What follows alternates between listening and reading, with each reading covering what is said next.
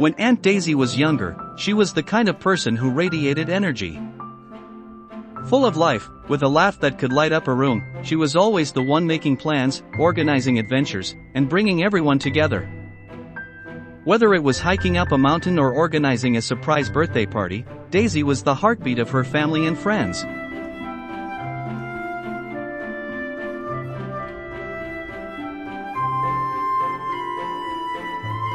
One fateful day, when she was just a teenager, everything changed. It was a bright summer afternoon, the kind where the sky seemed to stretch forever. Daisy was riding her bike, racing down a hill with her friends, her hair flying in the wind. The world felt like it was at her feet until, in the blink of an eye, it all came crashing down. A sudden accident.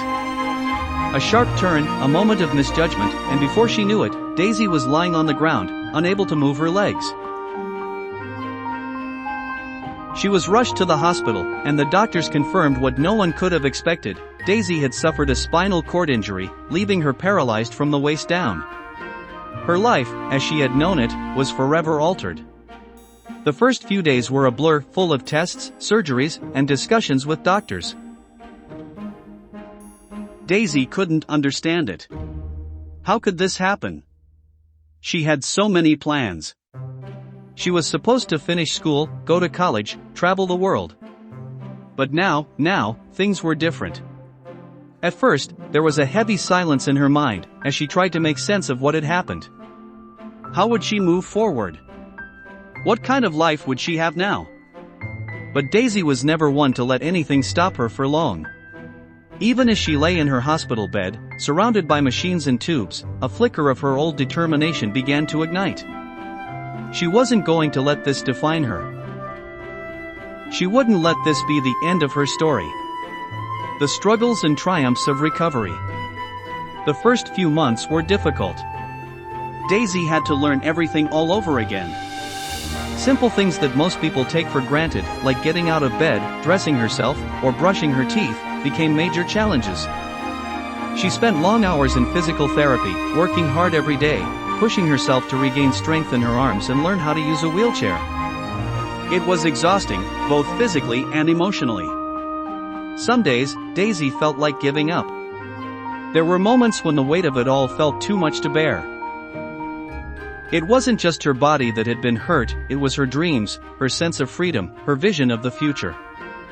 But she never stayed down for long. Her family, friends, and even the therapists could see the fire in her eyes. She was determined to rebuild.